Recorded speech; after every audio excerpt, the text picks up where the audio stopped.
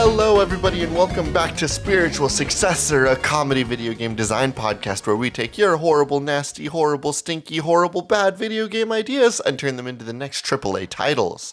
I am one of your hosts, AJ Hart. And I am your other host, Blake Ray. I don't have as much syllables as you do, so I'd be like Blake Ray. And I can't like emphasize certain syllables like you can. Your name's really good for that. You could throw your middle name into there. Just see how it hits. Oh, fuck, I do. My middle name has a lot of syllables. Hello, I am Blake Alexander Raya. Yeah, you're right. That does help out a little bit. Also, Alexander. Interesting that putting Alexander in your name made you hit Raya differently. Yeah, I mean, I don't know. It just rolls off the tongue a little bit. Like anybody with Alexander in their name, if fate has taught me anything, is awesome. Like, because you're just suddenly better. It's true. It is a really good name. Hey, have you ever, like, taken stock on that before? Like, the way that people say their own names as their own little audio signature in a podcast? I think it's really charming. How do you mean? Just being like what letters they emphasize? Or it's just like, hey, do they speed through it? Do they elongate it? Like, are you saying... Everyone's different. They will all say their name in a different way. Like, for example, I know that when I edit this podcast, you and I have very specific ways that we enunciate our names. Mm-hmm. And the same thing is for other shows. Like, if you listen to their introductions, they have a certain cadence for their own name that only they use. It's very charming. Well, see, you know what my favorite thing about that is, because I've edited a couple of our episodes, and I know you always take as much time as purposely is allowed just to say your two-letter first name of AJ. It's so small. I gotta stretch it out. It's not fair. Other people get so many syllables. You'd be so surprised at the amount of times that AJ literally uses the whole intro just to say AJ. That way I just have to cut it down. And that's how good I am as an editor, because I just like, it's invisible, right? You grab the first part of it and you grab the second part. And yeah, I grab the first frame and the last frame. The 29 protracted seconds that I go, Oh God, I'm wondering. Like, I wonder if you could get away with that, of just doing like an intro that is nothing but just hyping yourself up and just saying your name. You probably click off pretty fast. I don't know. Let's run it. Let's see how far I can get. How's it going, everybody? My name is A. Do you remember those Yeah Boy memes? Yeah Boy memes? What are you talking about? The things that were like my longest Yeah Boy ever. Yeah, boy. Oh my God, that's like reaching in the back of my brain. That's like, what is that, 2016, 2015? When we were young lads? It had to have been sometime within college. Wow, weird. A lot of crazy. Is it me, or does it feel like I'm only 26, but I also feel like I'm fucking an old man now, which is kind of weird. Well, you're fucking an old man? I know.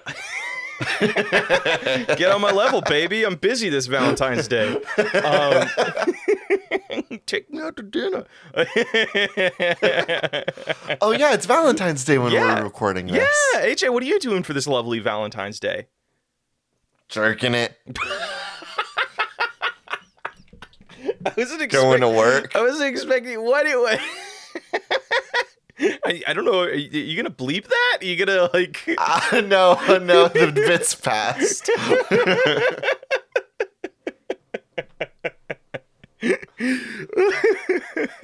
Man, dude, I am so hyped for all of my friends in relationships, because like the thing I'm seeing right now is a lot of people had to like put their last Valentine's Day on pause because of like COVID and quarantine and shit like that. So everybody I know is just going fucking ham on this year's Valentine's Day, just going out. Yeah, because it's the first year in like 2 years that a lot of people like, you are get able to go out and go partner. do shit. Yeah, that's another thing. Like, so many people had to like do long distance-y stuff with their partner, and it's like, hey, we're here, we're partying, we're at like, what's even cooler is like, I've seen some people like, we're just throwing a Valentine's Day party. And I'm like, that's fucking awesome. And even like single people are involved or invited. And I was just like, hey, I like that. That's super wholesome and cool. All right. I like the idea of a Valentine's party where no singles are allowed. No singles. That's very funny to me. If I so much as see a single person, they will be bullied. I mean, could you do just give them a name tag? It's just like, hey, we're throwing a party, but if you're single, you got to wear this name tag so you can meet other single people. Have you ever been to a party where you have a name tag? I feel like it makes introducing yourself way more fucking awkward, actually. Because it's like... Because then you always gesture to your name tag as if it's large enough for somebody to read. Well, not only that, but it's like, so like, for example, when you meet somebody, you start off like, you have like a very organic icebreaker where it's like, hey, like for example, when you and I went to that concert, we met somebody who had Gundam shoes. The first thing I didn't ask them was, hey, what's your name? Or like, hey, nice to meet you, insert name here. It's like, oh, dude, look at your fucking sick Gundam themed shoes. And that's just like an organic icebreaker. The moment you introduce like a name tag to some sort of situation, everybody's icebreaker is, oh, so your name is that, and it's always awkward. Like that's just it's like introing with like, hey, the weather's super nice today, isn't it? Like, no, that's boring. It's just so stiff and inorganic. So Hey Blake, yeah, what's up?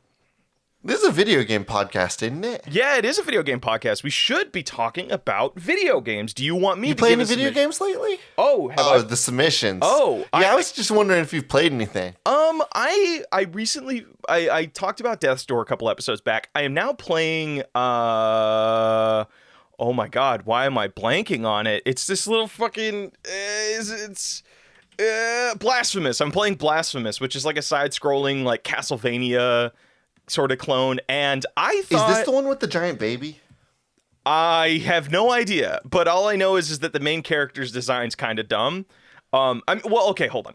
His does kind of look like Conehead, huh? He looks like he's wearing a dunce cap, because he's just got a fucking helmet that has a really big point pyramid on it. He looks like I react the same way to him as I reacted to Gon from Hunter x Hunter, where his like hair just gets really, really big, and I'm just like, this is never not dumb and not. I don't understand how people think this is cool. This is just goofy as fuck.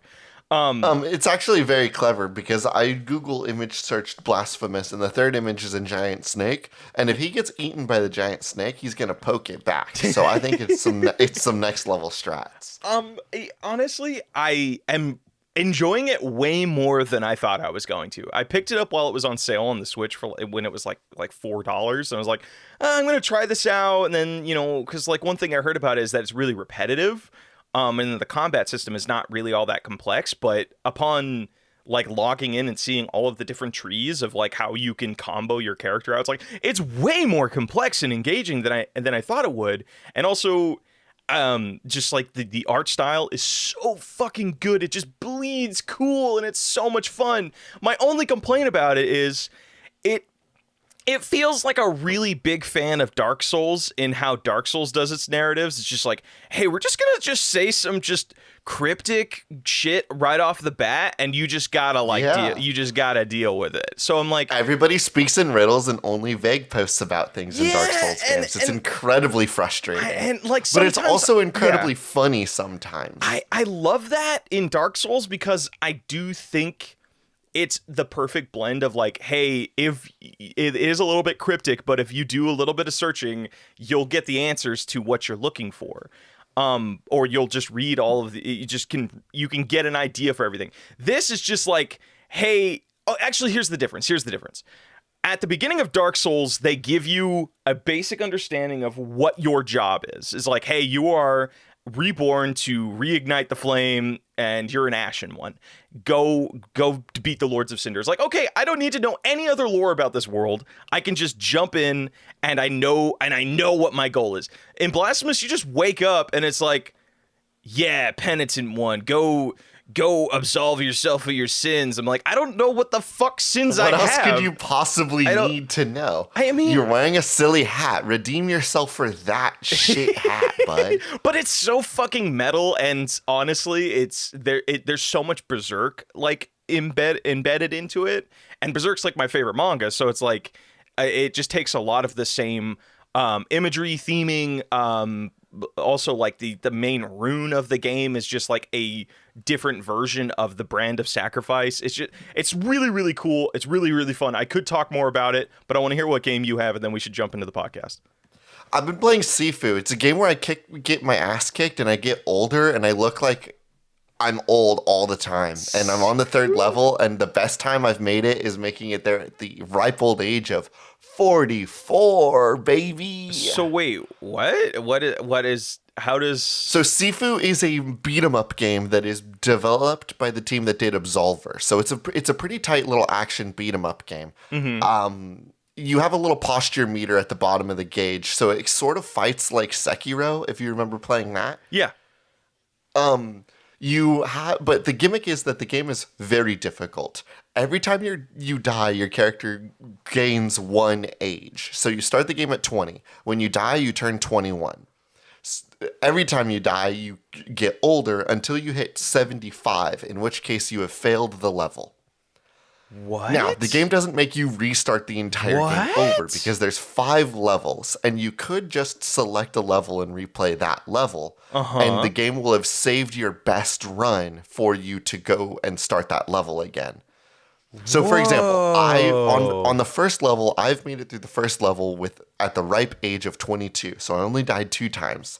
So I'm not too worried about the first level anymore. I'm just starting on the second level and running through it over and over and over again until I can get something that feels like a good, clean run so that I can take on the third level, which, again, the youngest I've been able to do is 44. You'll notice I'm losing a lot of years on the second level because it's hard. So, wait, that's so fucking cool. So, like, you have to beat the entire game before your character reaches 75. Yes, because if you hit 75, you can no longer stand back up. I guess you're just too old. Too old for martial arts at 75. So wait, why does your character age like that? That's so... Magic charm.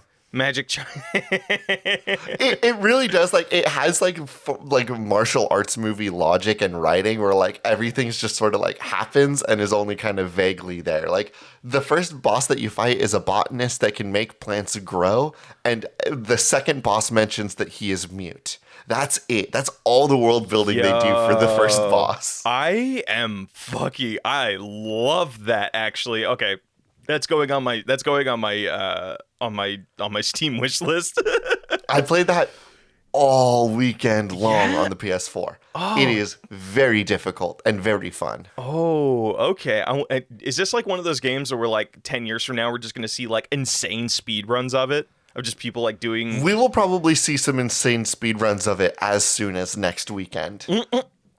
There's one guy that I follow online that like his whole like account is just like playing action games and moving the camera around dynamically to make some really cool looking clips. And he's done some incredible looking fights in this game. Oh, fuck yeah. All right. This sounds fun and all, but we should be talking about video games. We're 15 minutes. We should talk about bad video games now. Yeah, I'll trim up the intro a little bit. All right. Do you want me to give the game, or do you want to give the game? I want you to give me the game. All right, you got it. This one comes to us on Twitter from Western Meadow at B10_Baloo.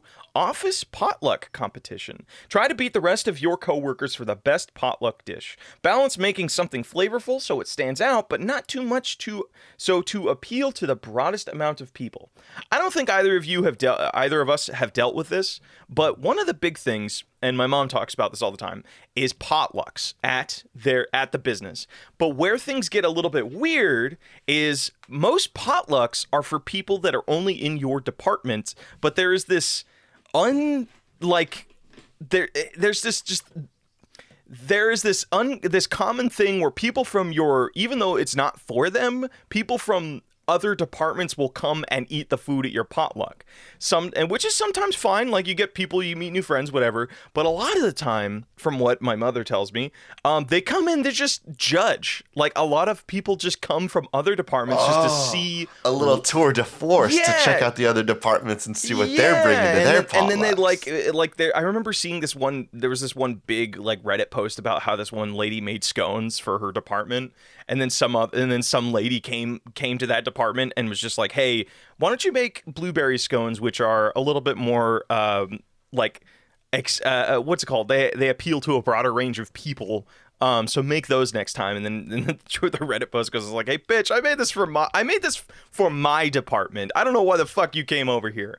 So how can we?" I've never worked at a company big enough to have department rivalries. So, but I am Yes, absolutely startup king. obsessed with the idea of them because they sound like they suck so much.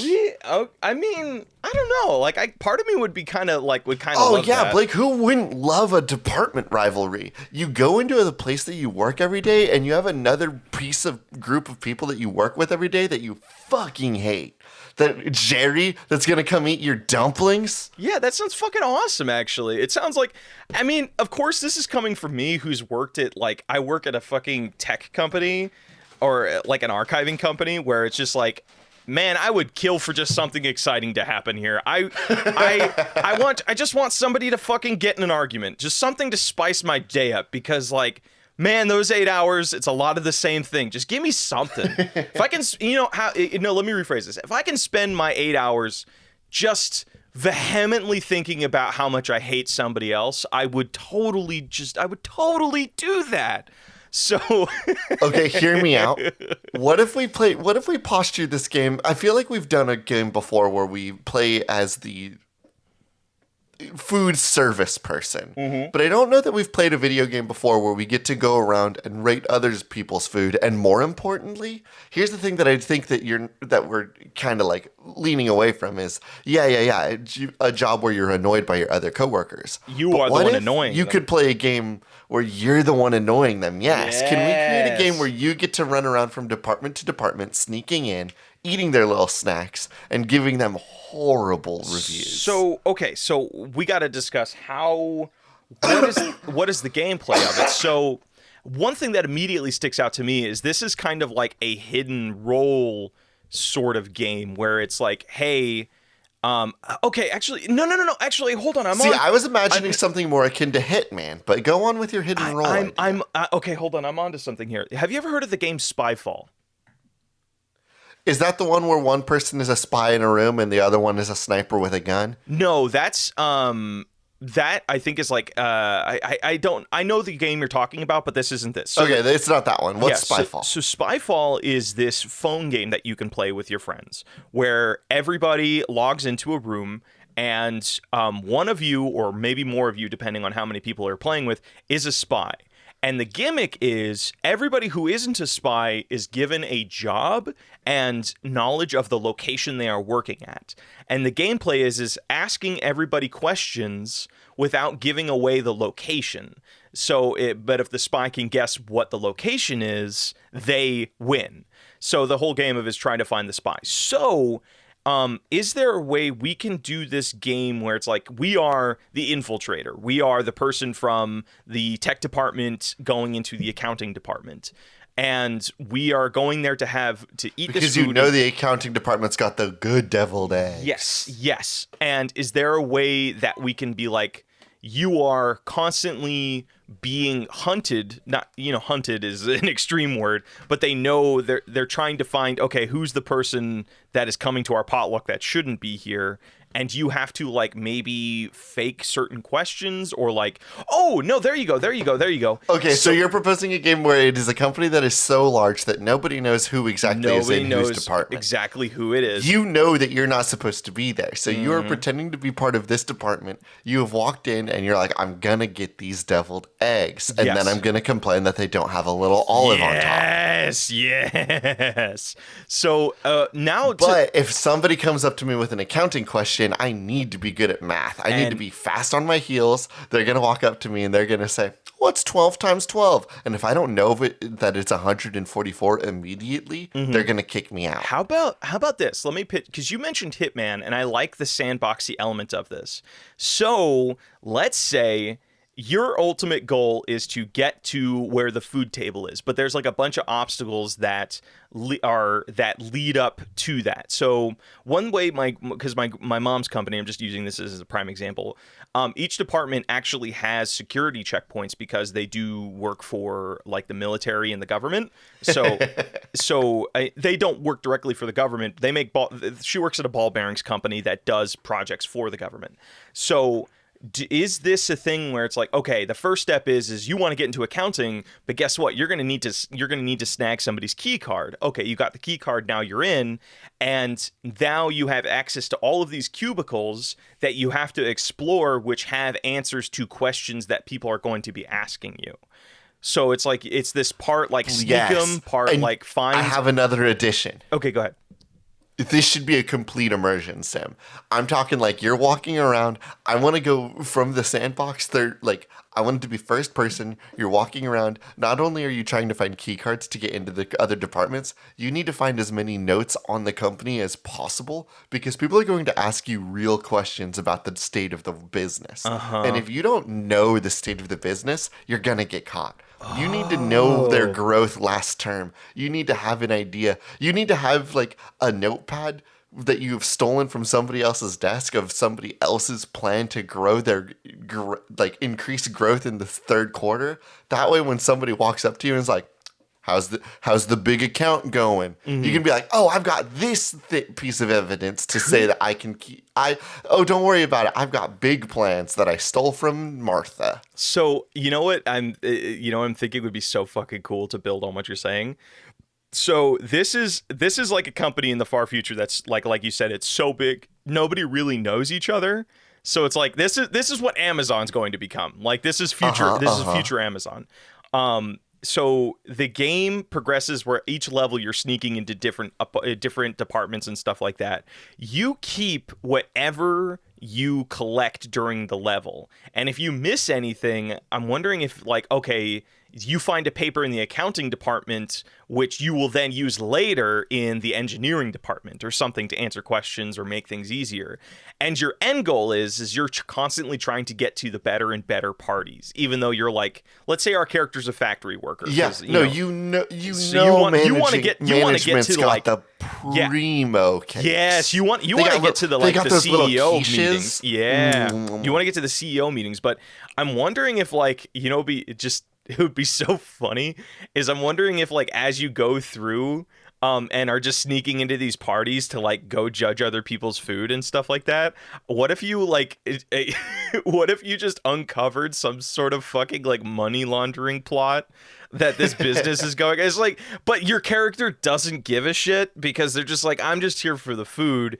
And I'm trying to think, could you do like a reluctant hero? It's like by sneaking in and trying to get all of this food and like just shit on like the people in other departments or whatever, you just slowly uncover this plot that the CEO is just like, there's a reason nobody knows each other because he's like, I don't know, fucking stealing money from everybody. Yeah, by going to the accounting department and the labor department, you can very easily and very quickly figure out that there is a lot of wage theft happening. Yes.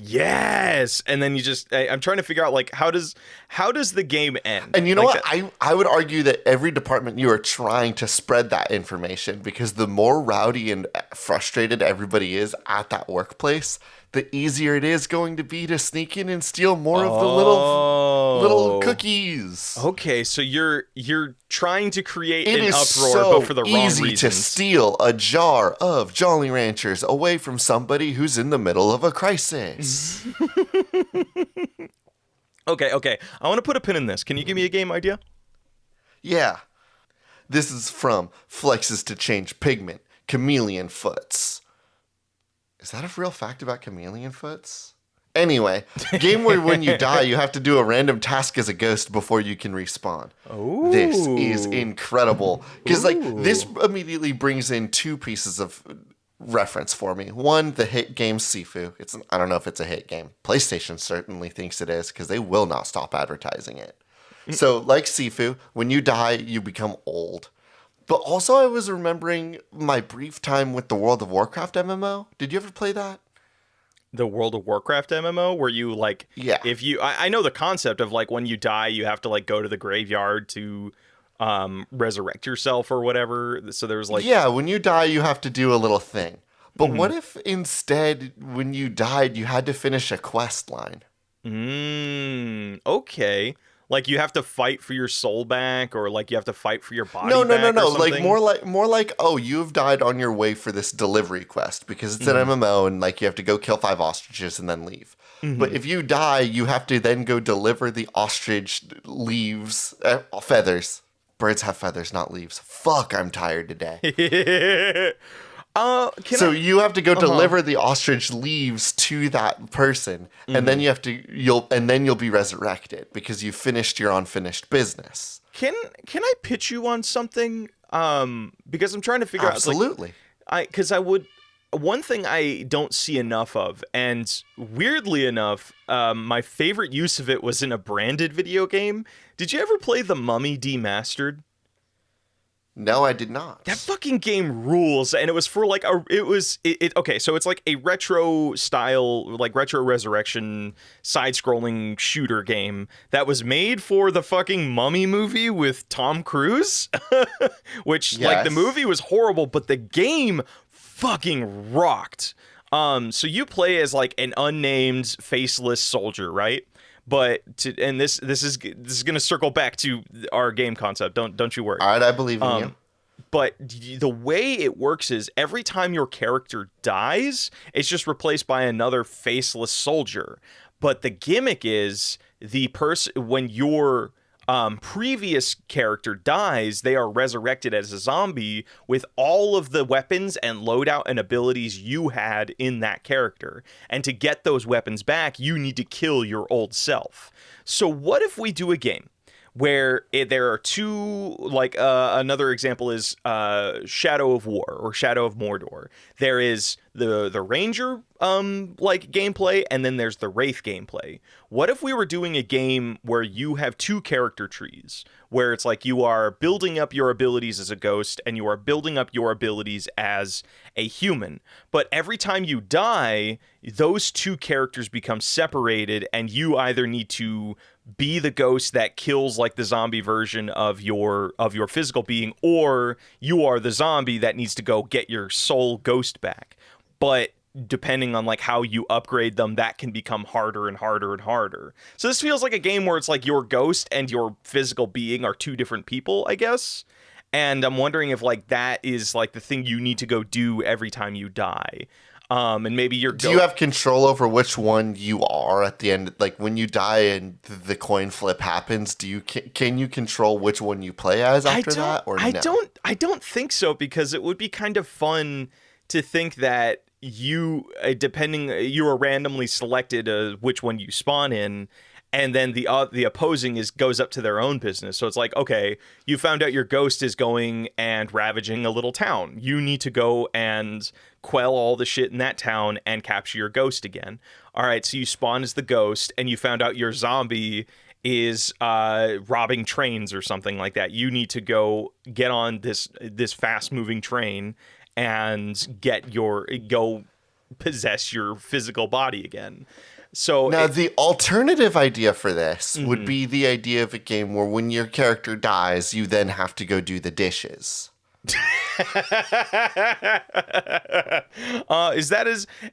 This is a game. We do need to lean into the games that should not be made, huh? So it's like, now hear me out. What if this was a video game? I got it. Hey, do you remember do you remember the video game Duck Hunt for VR? Duck Hunt? Oh, of course. Yeah.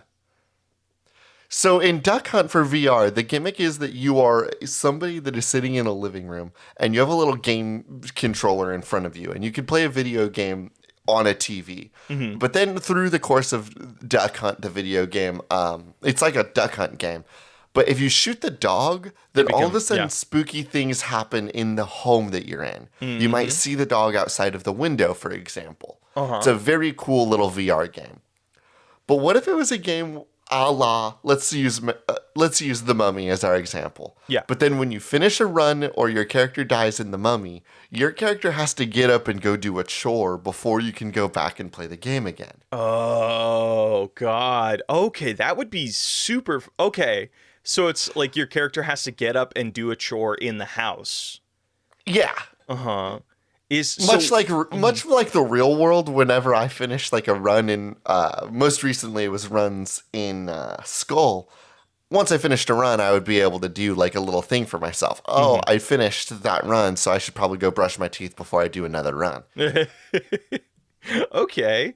So what is the like? What is I dig this. So what is like the narrative? Is it do the tasks start off really simple and then they just get more and more complex as the game goes on? So it's like you're spending less time in the video game and more time doing doing VR chores. Oh yes. no. So it's like you put your VR headset on, you're playing this really fun, really addictive whatever game, and then you die. And then it's like, okay, you wake up and it's like, oh wow, the house is just suddenly way dirtier than it was before. You should go pick up the garbage and put all your cans in the recycling. Yeah. You know what's also kind of like, if we want to lean into that horror like aesthetic of Duck Hunt, but like in our own way, you know what thing that fucking terrifies me, and I love reading stories about it because they're just like, whoo, creepy. It's stories about people that you don't know living in your home. You ever read like horror pastas like that, like creepy pastas and shit like that? No, but I've seen the movie Parasite. Yes, kind of. Wow, hold on. Actually, no. Censor that. You can't say that. That's a huge. I can't say that. That's a huge spoiler. Okay, fair enough. That's like a pivotal spoiler to that. I don't know any other references for that. But horror. I'm sure most people like have read like creepypasta or whatever. It's like the person living in my walls or whatever. So that's the thing that we discover is like you are this 20-something, and every time you go into the VR thing and die and wake up, your house is suddenly dirtier.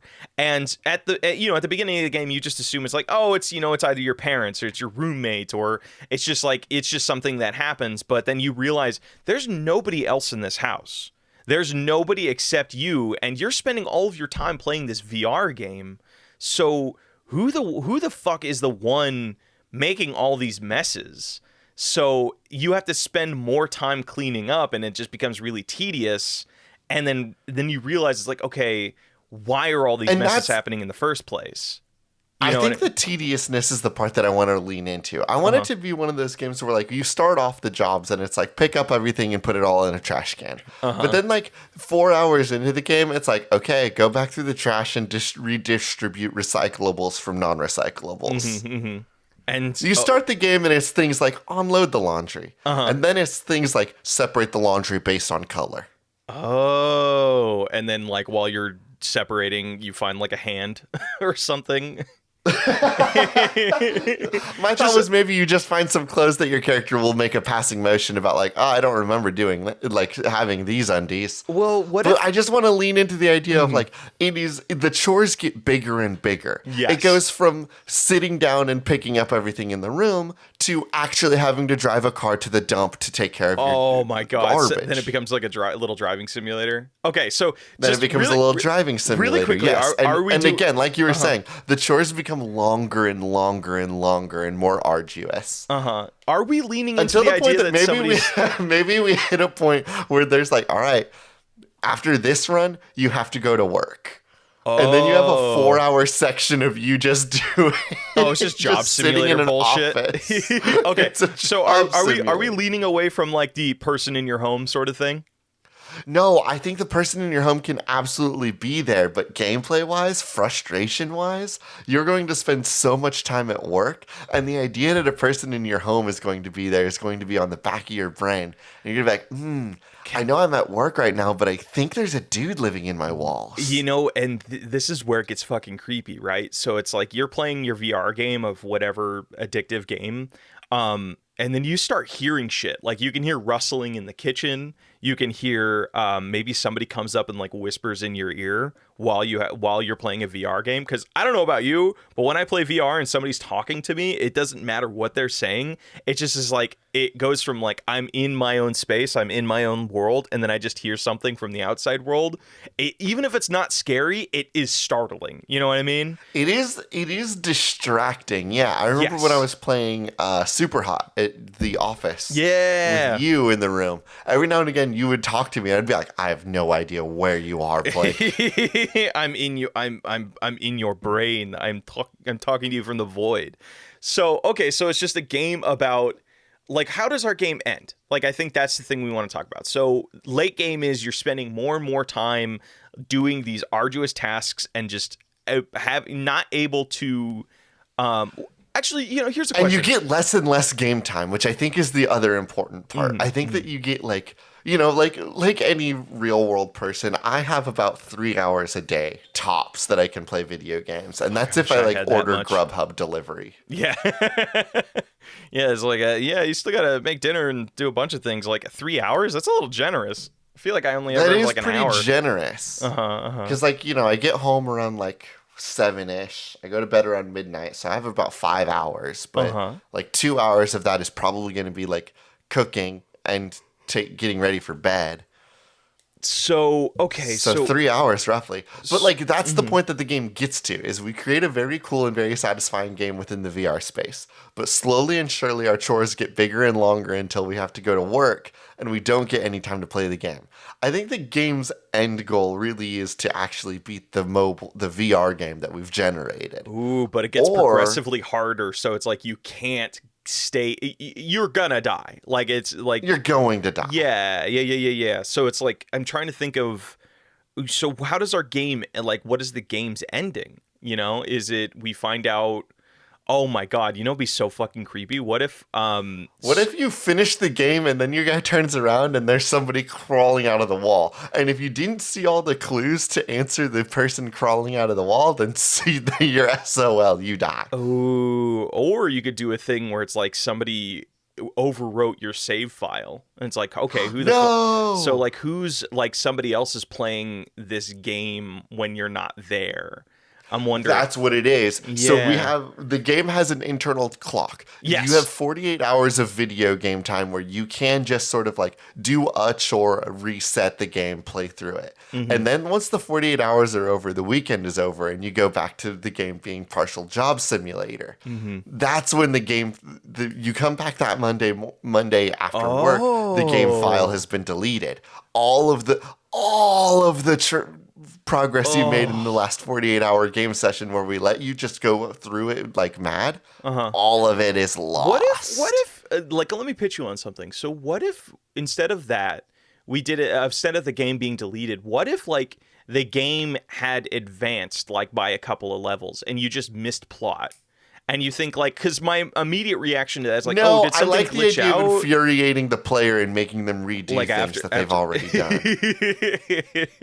So is it that, oh my gosh, that's our gameplay loop then. So it's just every time you step away from the game or after you have... No, I think it's just over the weekend, because what I want to create is the idea of like, when you start playing this game, it is a very quick and satisfying loop of you play through the game, you do a VR mini game of doing a chore. You play a run, you do a mini game. You play a run, you do a mini game. And that's what the game is for about 48 hours worth of video game time. After the 48-hour mark hits, in-game, your character has a voice line of, I gotta go to work tomorrow. You then do the 8-hour job simulator. You come back Monday. You've lost all of the progress you've made in the in-game game. You've lost the 48 hours worth of gameplay that you've made through that. This is the first clue that somebody is living in your walls. Oh my gosh. Okay, so you restart the game. You do a chore. You notice a clue. You go to bed because you only had enough time for one run. You go to work. You do the 8-hour VR job simulator. You come back. Your save is there still, so you can continue the game. You get like 2 runs in. You do your chores. You go to bed. And that's what the gameplay loop is. Then, at this point, it is more job simulator than video game. So then, okay, so is it at that point where our the chores in the house start to become like, you start to see, it's like, hey, instead of just one plate from my dinner last night, there's 2 plates in That's weird that a whole second dirty plate happened without me noticing. Just like really just like it starts to get really weird, and I'm trying to think of like, okay, obviously like the gameplay in the game, like the VR game that you're playing, has to come back in dealing with this guy in your walls. So it's like, what is? No, I think the VR game is completely unrelated to the guy in the walls. Okay, so what's I said, they are 2 completely different things. You can be spending your 8-hour gameplay sessions of being at work thinking about the guy in your walls or thinking about the video game. Oh my gosh. And then I'm trying to think of like, okay, what happens if you speed run? Like, what happens if somebody beats If you can this speed game? run the game, then you roll credits. Your character turns around and somebody's breaking out of the wall. They turn around you and they're all scruffy and nasty and they kill you. The end. Don't speed run, kids. That's Don't speed run. All right. Do you want me to give you a game? Yes, please. Okay. You thought we'd go an episode without talking about them, but this one comes to us from No Romo at TJ_Garcia. Grand Theft NFT. Screenshot and right-click save as many NFTs as you can in order to devalue these stupid monkeys and save the world. All right. Is there a way that we can do Grand Theft Auto not Grand Theft Auto, but Grand Theft on NFTs? So I'm trying to think, okay, what is Grand Theft? Because I did a little bit of reading on this. Grand Theft doesn't count as Grand Theft unless it's more than, I think, $10,000. A little bit misleading because you think Grand Theft implies that it's more than a grand. Grand Theft definition. 10,000. Wait, that's so much money for a car. Definition. Well, speaking as somebody that has gotten most vehicles I've ever driven off of Craigslist, where I've not paid more than like $4,000, and even 4,000 is so much. All right, you're right. I fucked up. All right, so Grand Theft: stealing jewelry from a jewelry store that is valued $950, removing a wallet from a riseless purse, is physically touching. I've driven a car for less than $950 before. All right, then you haven't. Then did you steal it? If you did, that's not Grand Theft. It's only petty theft. I didn't steal it. I bought it off of Craigslist. So that's so weird. Like, why did I'm stupid. All right. Wow, you can't read either, can you, bud? No, dude, can't read. We need to figure out, we want to do a Grand Theft game, and I hold on, I have it. So okay, you are playing this character. This is like a what's it called? Like a sim where you're just operating a computer and you're just like only doing things that are available at your workstation. It's like the programming parts from Operation Tango. It's just like I only have what's accessible on my screen. Can we do a game where you are trying to devalue the NFT market, but like you only steal NFTs that are above $1,000. So is the goal, hey, I'm going to try and share this NFT as possible to give it so much value so that when I do steal it, it is worth more. So we aren't playing... I think that's just kind of how the art community works, huh?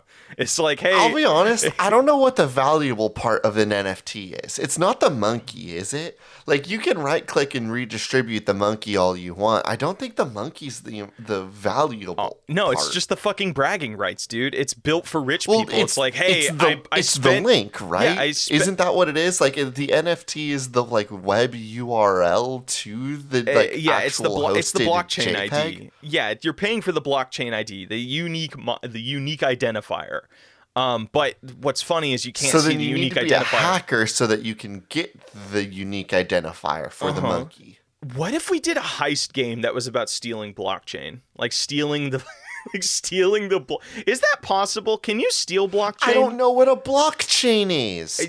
Every time I've asked people about it, they just say, oh, it's like this. And they don't really say anything. I just think of it as like, it's like you're building a Minecraft. Like I said, I just described it to you right now, and I think it's just a web URL. And I don't know if that's true or not. Well, from my understanding of it is, and of course, this is a very, like, I don't really give too much of a shit about NFTs. I like them in concept. I think I don't like them in practice. But from my limited understanding, a blockchain is just a sequence of code, and the code is unique, and the code can correspond to who owns that specific piece of code, and the code represents that specific piece of art. So I don't think it's URL based. I think it's more of like it's just like code identifier thing. So if I were to buy an NFT, would the person send me a JPEG, a web link, and a bunch of numbers? Like, I don't that's what I'm saying. You know, it's so funny. That's I my don't problem. think they send you know. anything. I think they just said. I think it's just like, hey, you own this now. Like, I don't think it. Is it like a star? They just send me a piece of paper that says I own something?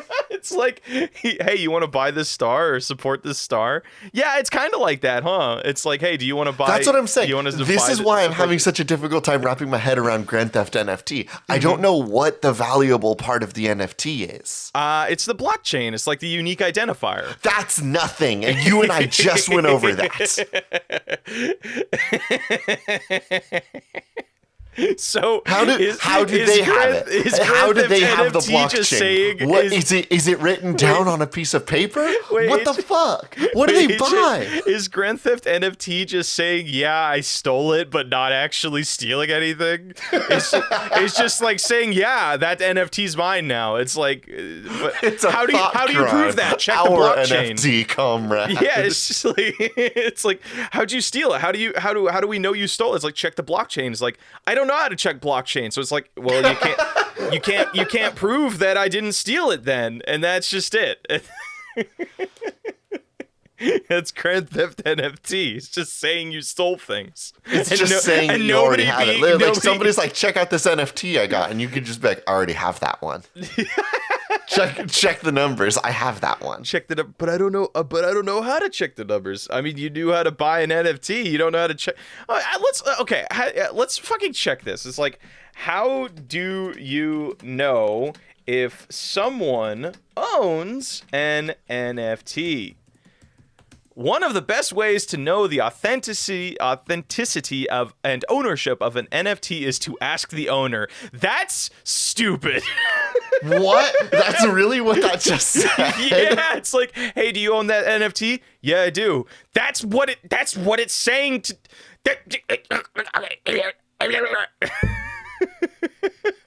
I don't get it. I don't get it. Wow, there's like, I'm just seeing a bunch of different what NFT. Oh, the Fashion Law did an article. NFTs, what are you buying and what do you actually own? NFT governs ownership of the token, not the underlying IP. Oh, I mean, yeah, obviously. God, that's so fucking weird. Okay.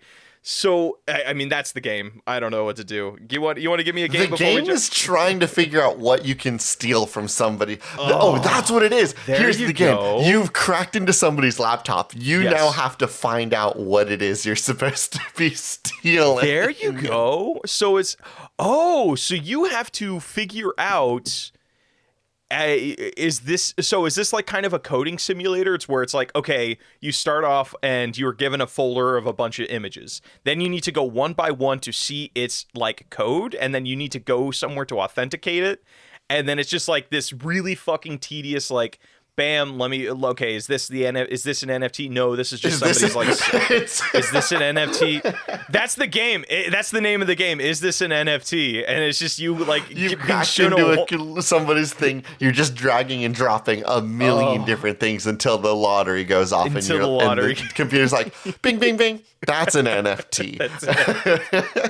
It's just a clicking simulator, basically. There's no real like overarching plot. It's just like, yeah, you made a bunch of money, and then that's it. To add some spice to this, it'd be really funny is what if this pool of images is accessible to everybody playing the game? So the folder of images you're looking at is like a folder that somebody else playing the game owns, and they have a bunch of fake images and a couple actual NFTs. So what this implies is you're stealing other people's NFTs, but people can also be stealing from you. So it's a game for NFT players to try to understand if they know what an NFT is. Either that, or it's just like it's a game about stealing every other player's shit. So it's like you can, and then I'm wondering if you're like, okay, could you create like firewalls? Could you create mini games that people like? Best way to. Is there a way? Are you proposing playful hacking of each other? Playful hacking of each other, yes, because that's you're trying to steal each other's NFTs. But did you ever play Metal Gear Solid 5? I only played it for a little bit. Nope. But there's this one mechanic that I think is really cool. You have your base, and what you could do is there's like a bunch of assets out in the real world of like soldiers, guard dogs, machine guns, people with specific training that you can just basically capture and hire to work your base. And the multiplayer aspect of Metal Gear Solid 5 is you can go to other players' bases and basically try to like kill everybody there or rob them and things like that. And is there a way we can apply that to this? So it's like, okay, you have your folder that everybody wants access to. Can you set up like certain firewalls or certain mini games or certain puzzles, and then that they have to beat before they can even have access to all of the potential NFTs that you have? And I could picture like, God, it'd be so funny. There has to be troll accounts where it's like, yeah, I have 100 images. None of them are NFTs, but I know you're going to go through each and every one of them. And I just the idea of wasting somebody else's time gives me joy, Yeah. So, okay, so I mean, like, all right, we're coming up on the 52-minute mark, so we need to pick a nug. I think the nug is the game where you die and have to do the dishes. Game where you die and have to do the dishes. All right. What if what's a okay, so unfinished business. Unfinished business. Ooh, okay, I like that because that implies the person in the wall has unfinished business with you. It implies that the person in the wall has unfinished business with you. Ooh. We market it as like being like, oh, when you die, you have to do incredible things after the death. We completely avoid the 8-hour job day in the marketing. It's perfect. Unfinished business. Okay, unfinished business. All right. So before we move on to patch notes, I kind of just want to figure out one thing I want to talk about. What is the mini game that we're playing in the VR thing, and how can we apply a modifier to it? Because the modifiers... What is that video game? Yeah, the modifiers are weapons right now. So that implies it has to be some sort of combat game. Can we do... what's that one game where you're playing like a dad that is just like beating things up and trying to get to it's like a... Shut up. You did not okay, yeah, let's play this guessing game. A game where you're a dad beating something up. God of War. No, dang. Last of Us. No, dang. No. Gears of War? No, dang. Halo? No, dang. Damn. Is it the grind game? A game where you're a dad beating something up. No, it's like I see it all the time. It's like it's a Devolver Digital game where it's like you're a blue muscle-bound bro dad that has like a darker blue hat. And you're just like, fuck, it's just, you're going Mega around. Man? No, it's not Mega Man. He's not muscle bound. He's a child. A big buff blue guy with a big darker blue hat? Yeah, hold on. I'm gonna fucking find this game. Devolver Digital Games. Because I know it's a Devolver game. It is. Oh, fuck. They make a lot of games, don't they? Am I wrong? Is it not a Devolver Digital game? Fucking it's Grindstone. That's the fucking name of it, right? Yes, Grindstone, he's not a dad. I thought he's a Grindstone. I thought he's like trying to go home to his family or something. No. Yes, in Grindstone, it's just your job. You play as George, a hulking stone grinder who is a family man at heart and who just wants to work his something. I don't know. It's on the other side. He's a family man. So, okay, that was a long-winded way of fucking getting around to this. So, Grindstone, the way that game works is like each level you're given like a grid of like enemies and resources and things like that. And it's just, the games are so quick and so like it's just so fast that it's really addictive. And I think we should lean into something like that where it's, maybe this is kind of a rogue game, because that would imply you're going to be dying a lot. That means that you're going to have a lot of deaths. Yes. So what if we did some sort of rogue game that at the beginning of it is you are given some sort of weapon and you have to, or I'm trying to think of like, could you do a rogue game where everything's randomized, where it's like at the beginning of it, you have like a certain piece of armor, a certain weapon, and a certain whatever, like a certain magical ability, and then you have to just see how far you can get in this VR game. And obviously you're going to die, so that implies you're going to come back to having to do chores, having to do all these other things. Actually, you know what'd be really fun, just as a stylistic thing? What if like the game was in color, but like all of like the work and reality shit was just in black and white? And it's Yes, just I love that. and it's just like it's just because that really sells that like, I fucking hate the grind, man. Like this is the So okay. So you are I've got a possible weapon for you. Yes, go ahead. This comes from Void Spooler. A Mm-hmm. power glove covered in knives. Power glove covered in knives. Okay, sweet. It's very Dead Rising, isn't it? Because it reminds me of the boxing glove covered in knives. Yes, it's You very just Dead punch. Rising. So this now let's use this as our centerpiece for our little action game in the game. Mm-hmm. You have a cool power glove with knives. Mm-hmm. Is it a boxing game? That's what I'm thinking because it's VR. So it's like so all of your power-ups is just like stuff that you tape to your power glove. It's just like Yes. So you're going through the game and like would this be better if it was like, has there ever been like a roguelike wave game? Like where you're fighting wave There's after about wave, to be. like a wave after wave of enemies, because those are really Okay, fun. so yes, let's Yeah. use this. So the idea for this game is when you go into you play the VR game, your character sits down on a controller. In Duck Hunt, they do something similar where once you decide to play the game, they load you into a new VR space. In Duck Hunt, the new VR space is like a little rifle range where you can shoot ducks. Yes. For us, what it will be some dark and dank cave with a bunch of neon lights everywhere. You have a cool knife glove that also has a bunch of buttons on it. You can kill enemies with by punching and slicing and backhanding with the cool power glove. And then you can take your second hand and bring it to like your forearm and press buttons on it. And this would be how you activate different abilities that will be unlocked through the roguelike elements of the game. Yes. And then like obviously there are pickups that would be like the different weapons that you find throughout the game. How does our character grow? Is it just like they get access to new buttons? Is that New like, buttons, new lasers, things like that. New And, abilities, it's not. I don't want to get too locked up into the nitty and gritty about it because here's the two pieces of great news. One, it will be impossibly difficult. Two, we can add that game and game mechanics for that game for later on down the road because we'll just say that when the character plays the game, they're playing a roguelike VR game in pre-release, like all roguelikes exist in nowadays. They're always in a pre-release phase. Okay, hold on. I have another modifier I want to use that's gonna fucking shake things up. Okay, so this one comes to us from Alley Cat, a garden gnome that berates you constantly.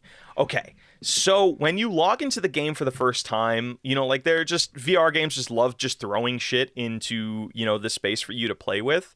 When you first like log in, this area or this platform you're standing on before you fight enemies and stuff, there's just like a garden gnome sitting there. And you think, oh, it's just something I can pick up and fuck with. But the moment you pick it up, it starts talking to you and interact, and like it starts like fucking just talking to you. And the player assumes, oh, that voice is coming from the game. It's not coming from the game. It's coming from the dude that's in your fucking house using that garden gnome as a proxy to talk to you while you're playing the VR game. So it's like, and how we kind of communicate that is like sometimes when you log into the game, you pick up your garden gnome friend because you wanted to be like, it's gonna say something funny about me again, but it doesn't talk to you this time around, and you think, oh, I guess he only talks to me sometimes, or he's giving me the silent treatment, and then you just start to discover it. It's like, hey, that garden gnome is like, wait, did I just hear the garden gnome's voice when I'm not playing the VR game? Is my VR headset on right now? And it just that's how we start introducing the idea that there's somebody watching you. Because like when you play certain VR games, it actually like streams to your monitor as well. So like it totally makes sense that if somebody was standing next to you, they could be watching what you're doing and reacting to what you're doing. So that's how we introduce like, oh, fuck, that garden gnome isn't actually voice acted. There's somebody in my house talking to me while I play this game. Fuck, that's creepy. That's creepy as fuck. Okay, I love that. All right, unfinished business. That's our game. I think with that, we're good to go to patch notes then. Yes. Let's go to patch notes then. What do we want to talk about in patch notes, boyo? I don't know. What do we need to plug? Check us out on actually, we're about to finish up our Let's Plays, so maybe they can check us out on that. Hey, we're coming up on the finales. Hey, everybody, and welcome to Patch Notes. We just want to let you know we're coming up on not one, but 2 Let's Play finales. We are about to finish up Operation Tango and... Wow, am I blank? What's the other video game we're playing? Mario, we're about to finish Mario. Right. My brain just completely blanked on the other game we were playing. We have 1 level left on Project Tango, 1 world left in Mario, so we're expecting to finish both of those this week that you are hearing this episode. Yes. And then we have some really... Check out both of those Let's Plays if you've got the chance. They are both an absolute blast. Yes, and we have some really, really fun stuff in the works planned for our YouTube channel that we think you're going to get a good kick out of. So check us out on Spiritual Successor Podcast on YouTube.com. Until then, we'll see you later, suckers. As always, our intro and outro is Cheap Shop by Anna Monoguchi, an excellent song from an excellent band for an excellent game. I've been one of your hosts, AJ Hart. And I have been your other host, Blake Rhea. This has been Spiritual Successor, and these are cool games that should not be made.